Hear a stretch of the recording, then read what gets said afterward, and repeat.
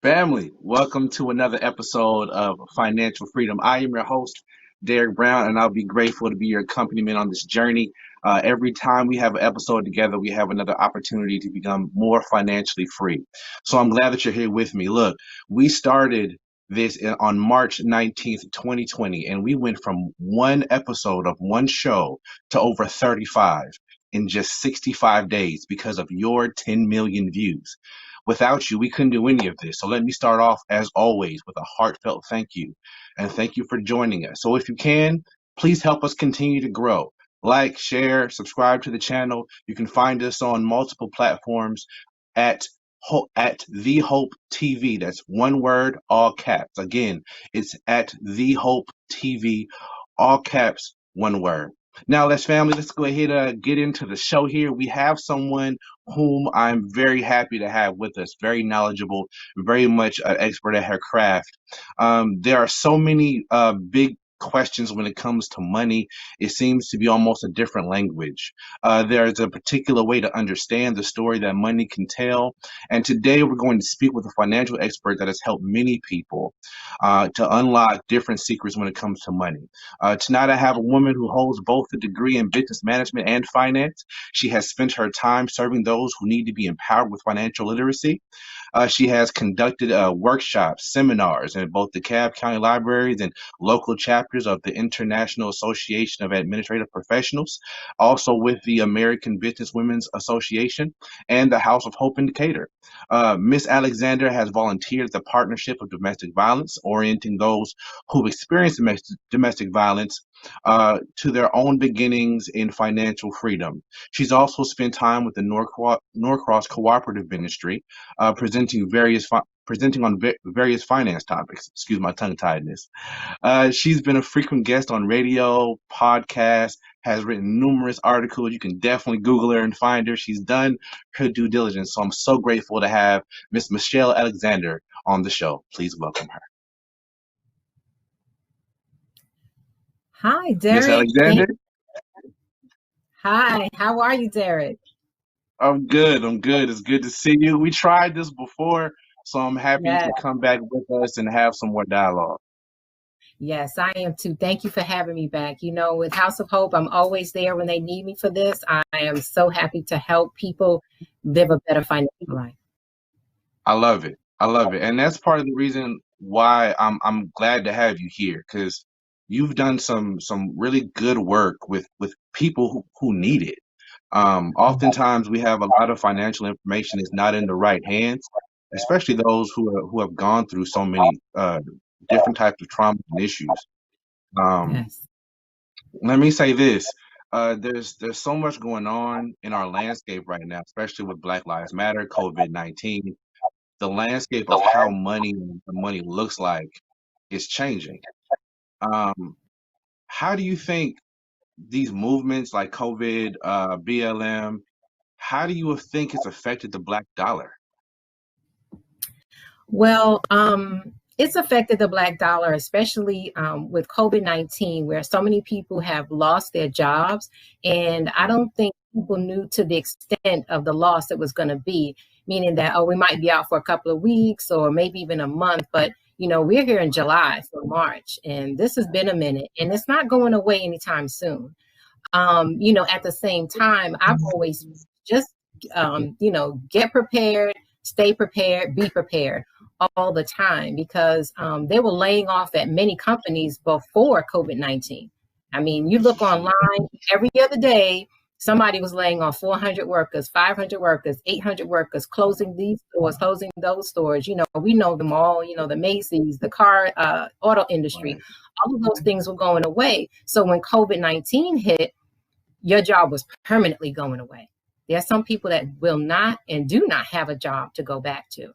So it definitely affects our community hard, because we're still fighting for that battle of equality in wages as well as everything else. So it definitely has had an effect on our community as a whole. So, it's a bit devastating, but I don't say it's the end of the world. I definitely, try to help people get on the right track, so when the next COVID comes, you're together. Got you. Got you. Let me ask this.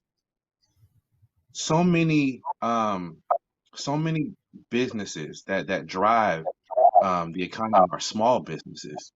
I read somewhere, and you correct me if I'm wrong, that a lot of the main employer of black people is other black people, small businesses. Um, do you see them being able to rebound, or does entrepreneurship like have to transform at some point? Like, what do you think? For me, I think everything is a double-sided question because yes, some people can transform. They just know what to do. They know how to pivot, and if they don't, they go where they can learn how to. There are Ah, those who won't bounce back. got you. And so yeah, when I say people learn how to, there are organizations out there that you can get things for free. And one of them I have for resources later, but I will bring up now is it's the Urban League of Greater Atlanta and WorkSource DeKalb. They have free seminars and webinars online now because I attended a couple of them. One of them I attended was about unemployment. She had that commissioner on, to talk about this situation. So, WorkSource DeKalb is a place where you can find employment resources as well as that Urban League. But score.org, all of those places have free webinars to help you build a better business. So you may not be savvy in everything as a small business owner. You're one Right. person, so you may not have marketing skills, you may have sales skills, or you may not have either of those, but you can handle the money. So when you help yourself in that way and you don't have to pay for it, you can probably bounce back and do some other things. If you're really small and if you handle your finances the way some people handle their personal finances, which is not so great, then it's going to be harder for you to turn that around. So Okay. that's a mirror reflection. If you handle your personal finances terribly, you're not going to do that well with your business finances because you still have the same mindset. You still have the same mind. You can make the same decisions down that same road and same route because that's how you think. Sometimes you do have to Got learn a you. different way of doing things. But some of the larger, small companies still were able to rebound because they pivoted on some of the things they were doing. So say a company who did a lot of in-person events or things like that, and they're selling products, they may have pivoted straight to online where sales were picking up because people couldn't leave their homes Yeah. and You didn't know want what? to. Speaking of that, I want to touch on that right there because that makes a very good point. I'm seeing a lot of the massive use of social media in so many different areas. People are branding themselves with apps. People are launching their own little apps so you can download for this particular person or business. Um, Mhm. how important is social media in financial freedom when it comes to keeping yourself aloft? I'm finding it's being used for darn near everything. Like it's almost like you can't live without social media anymore. So to not tell all the stories, but to just say that I am living proof of that. Okay. Again, we tried this before, and Oh I no, have tell my me all the juice. You got to tell me all the okay. juice Yeah, now. Let I me give will. you I have no problem with a that. But little. the internet issues I had were due to me not like okay. I definitely don't want a certain company. We are live, so I cannot say a name, but I didn't want them Got at you. all because they had a past practice of some serious racism issues, and even though I Ooh, try not to be a grudge holder, but they represented us terribly in an internal newsletter, marketing got you. newsletter. And I learned about Okay. it in school in crisis management. So I didn't want them. So I was like, who am I going to get? What can I do? I needed some upgraded internet connection. And I finally Hmm. chose a company. And, we're in the middle of COVID, so you're not supposed to come inside and you got all this going. But we have to make that pivot. I know I did. I was like, I want to be able to come back and talk more because that's one of my favorite things to do is talk. Talk and write. I love to talk and write. So, and Right. especially if it's helping someone, again, not just to live a better financial life, but to live a better life, period. There's so many things you get to Right. share in your conversation. So Hmm. social media and the financial freedom, you can still earn dollars and live where you want when you want. That's what I like about the freedom of that social media and online presence because I watch a lot of YouTube right now and everybody's on the road, Right. but they're still making money. So They're let on me the ask though. road. Mhm. Let me ask while we're on that tip. if we're engaging in social media, right, and we're looking for different ways to expand our business, like you seem to be very conscious and aware of, there are certain companies I don't want to deal with because of how they treated us, represented us. Are there certain, like, just money fundamentals we should be thinking about before we engage with social media? Because it seems like a good way to make money, but also a good way to lose money if you don't know what you're doing on there, it seems. Okay, so take for instance, everyone says that just say if you want to be on YouTube, because everybody's on YouTube. I've learned how to do Okay. a few.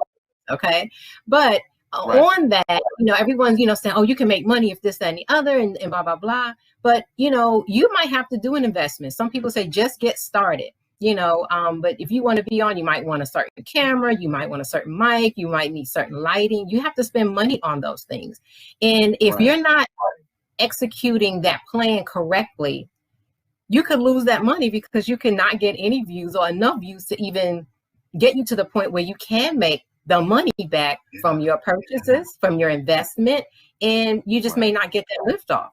So you do have to use the platform wisely. What are you using it for? Think about, what are you using it for? Like, I heard someone recently talking about they're more on Facebook and in Instagram, but a friend of theirs was saying you have to beef up your LinkedIn, because it's more of a professional site. So you have to think Yeah. about what you're being on that platform for, on that channel for. I took a social media marketing class a few years ago because I wanted to learn. I didn't want to just hear from friends who were telling me, oh, you should do this, you should do that, because everybody has an opinion. But at the end of the day, I need to know for Michelle, and I need to make sure I'm making the right Right. decision. That's And true. so once you know what you're using that for, I think that's when you make the best decision. So if you really feel that you can get out there and provide valuable content, you don't mind talking in front of the camera, you're going to be Right. consistent, you might make YouTube work for you. If you're looking for employment and you're on LinkedIn showing pictures of work that you've done, things that you've done, so people can see you actively working and doing things and looking professional, that may help you, in opposed to telling everybody what you have for lunch today on another platform. You know, um, Right. uh, Right. yeah. You So don't want to know that's about this avocado sandwich? say that again. I say you don't want to know about this avocado sandwich? Definitely not that. Definitely not that. Yeah. Yeah, yeah. So, I would like to add too that social media has opened up new doors and ways of earning for anyone, as you can connect globally to open up other areas of opportunity to create sales. So that's why I look at it. I listened to a speaker the other day on a group meeting, and she talked about how she was able to work her day job alongside her business. And it eventually allowed her to still be able to work that day job, because at one of the events where she was speaking, a manager at that company where she worked happened to see her. And usually that means automatic, well, you don't need this job, but it worked in her favor. Yes, it worked in her favor, where they said, we are underutilizing you. But she built up that business using that social media platform, through websites and events and all the other platforms that she stated that she was on. So you can definitely use that to open doors and grow your business. So if you haven't tried something before, try something new now. I'm You here know today. what? You are hitting on it, because it sounds, from just listening to your mindset, right? You seem to be, and what I've it seems to be a buzzword, but it seems to be very true. You seem to be a lifelong learner. You seem to be someone who is dedicated to learning, and, as you put it, pivoting with the times. And I think that's so imperative, because with all these things, I remember when the first home computers came out. Like, I remember when the best game you can get on computers was Pong, and you was bouncing a little ball across the screen. Like, but and things have changed so much so that it's hard to keep up with. And it seems that one thing that you keep bringing up is this aspect of lifelong learning, that you're constantly pivoting. You ain't got to go ask the kids or the grandkids or someone else's kids to teach you how to do it, because you're already there. And I think that's so imperative about what you said. With that being said, let me ask you this. I gotta ask this one. Lately, it seems that somehow, some way, and I'm not even sure how this happens, so maybe you can enlighten me.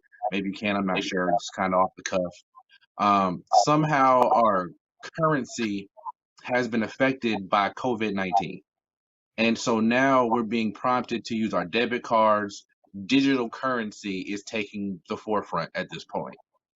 Um, when it comes to that, do you think that's also something that's here to stay as far as digital currency? I mean, they talked about Bitcoin a long time ago, different platforms, but it seems like now it's really taking the head. Yes. Oh, you know what? I really love talking to you. I mean, I really do, because you bring up some really good points that a lot of people may not think about, or they're even interested in and think it doesn't apply to them. You know, of course, debit and credit cards are here to stay. You know, credit and charge cards have been around since the 50s. And in mainstream, debit cards have been around since the 80s, but more widespread in the 90s. So it's still digital currency because there's no money actually exchanging hands. You know, and with these deadly diseases going on, you know, and it's hitting us at a much faster rate, 10 years is around the corner. I remember when the year 2000 hit. Now it's 2020. Yeah. So yeah, you ain't lying about that. Yeah, so it's going by pretty quickly. So, you know, we want to do less touching. You know, I'm that way now. To be honest, when I leave my house, I have on a mask and gloves. I don't want to touch the pad you touch. I don't want to do any of that. So, so I think like specifically me, what have I done to you? Seriously. She said, I don't want to touch nothing you touch. I don't want to touch nothing. And to be honest, I was already a little nuts about it anyway. So this just put it over the top. So I think this is here to stay. I think this is here to stay. We just have more advanced options now as time has gone on. You know, we have PayPal, we have Square, we have Cash App, we have Swipe to Pay, Zelle. You know, you pay before you leave the house and go to the Amazon store and pick everything up and walk out. Whatever sensors are there, you know, scans your basket. You know, we've seen that online already. And you pay for it because you have this account already online. So you are not even using cash. You know, someone told me a long time ago this was going to be a cashless society. And we're basically there. So let me ask though.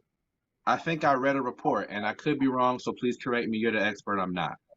I read a report. I thought I did, that said something about the idea that when you use cards and debit, credit, whatever, or Square or whatever you're using, you tend to actually spend more money than if you're actually transferring cash from hand to hand. So do you see this digital kind of revolution when it comes to currency as a good or a bad thing? Or does it have anything to do with that portion of it at all? Is it more about just how we conceptualize money? So you need to stop taking the words out of my head, because that's exactly where I was going with this for sure. You know, yes, I still think there's a little danger in this, especially for those who live above their means. You see, I rose up a little bit when I said, you know, because people will do that. You know, cards give us the illusion that we have more money than you think. So if you're not tracking spending, which I definitely teach with people, you'll be more likely to overspend because you cannot see the money exchanging hands. All you know that the money is exchanging or disappearing from your pocket. So it's really disappearing from your bank account, and you don't see it until maybe you go check your account or you get your bank statement or what have you.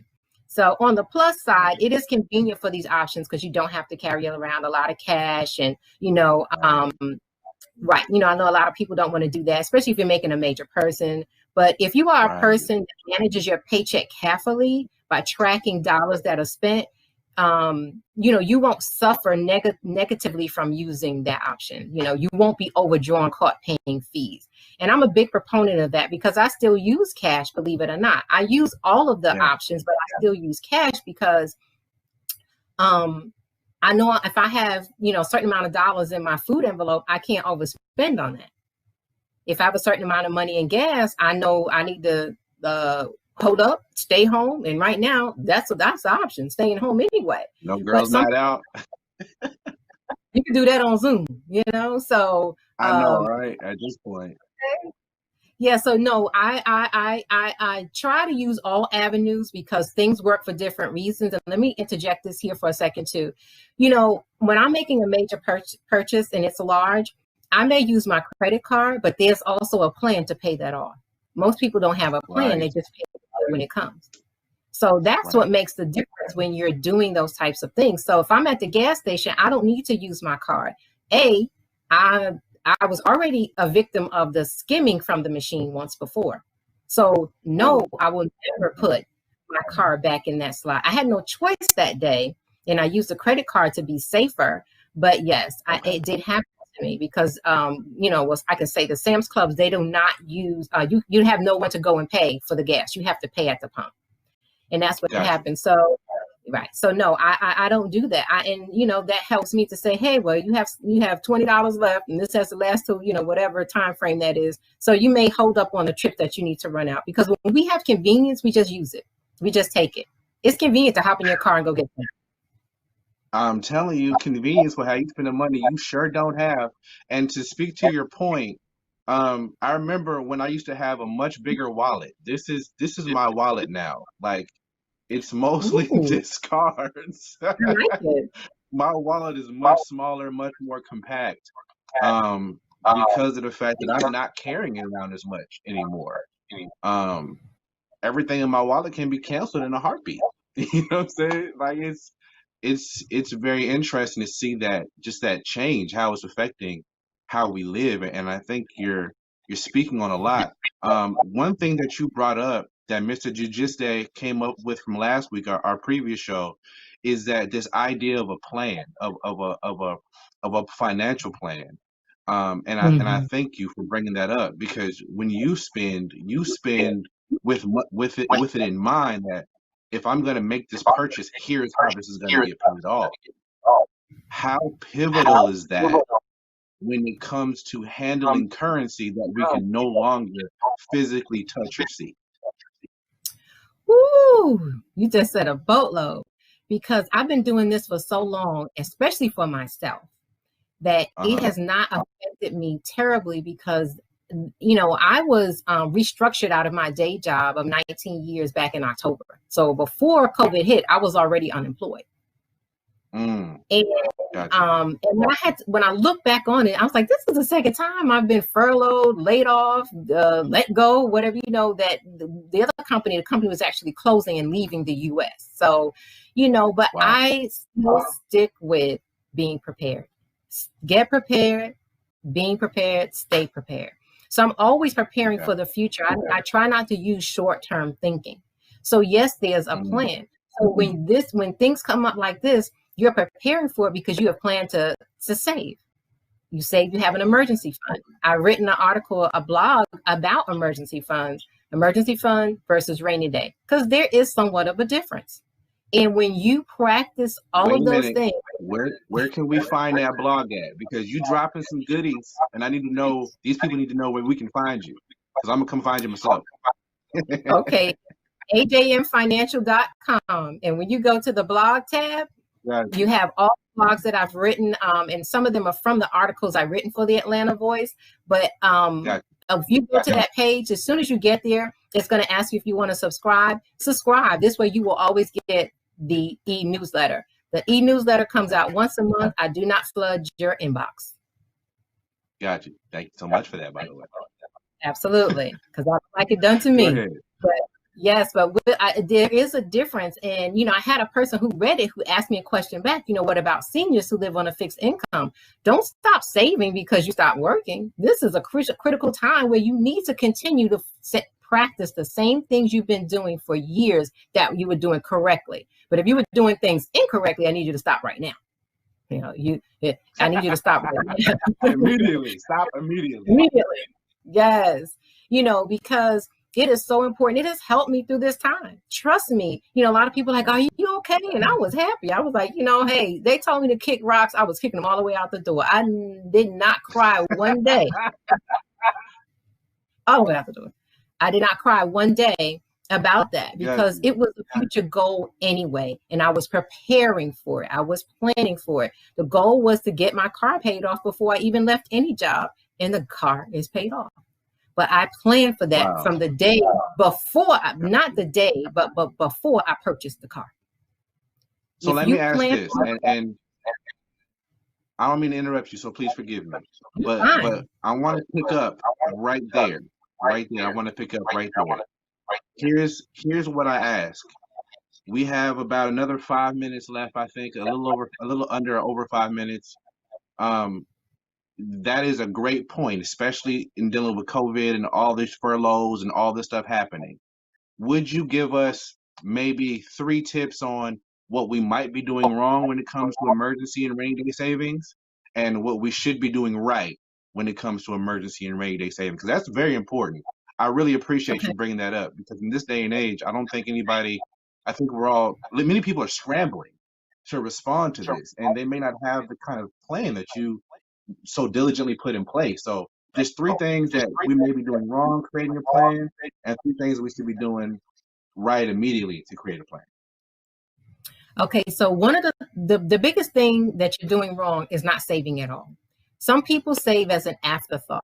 The first thing they do is spend, spend, spend, and if they have $2 left over, they'll think about saving it. You need to save it. Right. So saving needs to be a part of your expense list. It's someone you're paying, which is yourself. I don't know why people get that twisted. I'm not trying to be funny, but I'm dead serious. I can't think of anything else I like, say more than me, that I want to give you my money all the time. No car, no house, no this. So I'm paying me first.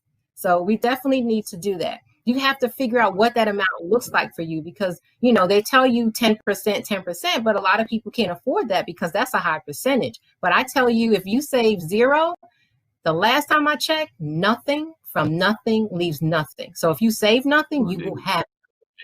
So I need you to start today. If you're one of the fortunate ones to still be working, you need to rework the budget that you have, or you need to start the budget you never started and include that in there, because it will grow over time and you will have that taken care of.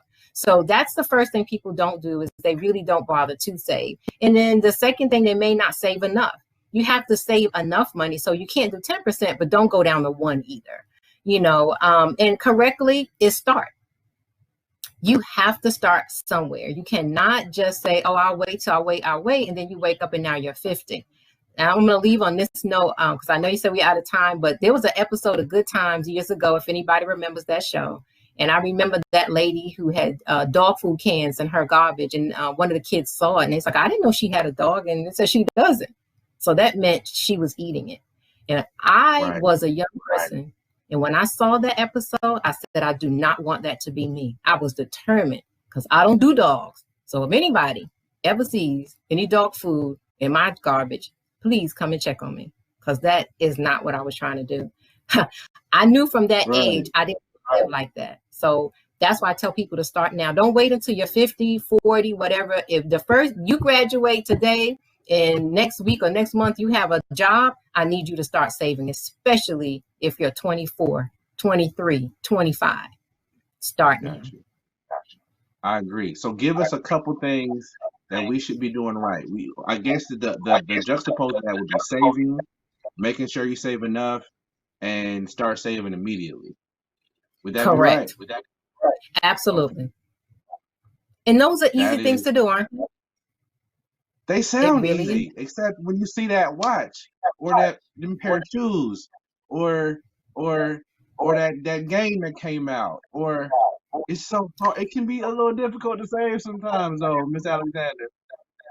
Well, I'm going to tell you what my aunt told me. I did 3 family financial workshops for my own family. We did those 3 months in a row. And it's funny because, yes, charity starts at home. And so my aunt told me recently, and this is the younger aunt, she said, you know what? I go to the store now and I hear you in my head. What do you need that for? What is that for? So I say to you, if you have to take me in that store with you while you're shopping, by all means do so. I love it. I love it. Little Miss Michelle Alexander in the back of my head, like, you don't need that. You don't need that. I don't know why you buying that for. You tripping. I love it. Absolutely. I love it. You have the money to pay for it. Ms. Alexander, thank you so much for being with us, for taking some time. We're gonna spend a little bit more time talking in a second, but as for this episode, thank you so much for making yourself available. So I really appreciate that. I'm sure our viewers do too. So thank you so much. You're welcome. No problem. Good stuff. Good stuff. Good stuff. Family, Yes. thank you for joining us on this episode of Financial Freedom. It's been a pleasure to have you with us tonight. As always, I hope to see you next week. Please like, share, and subscribe to the channel. Remember, at The Hope TV, all caps, one word. Other than that, family, please be safe out there.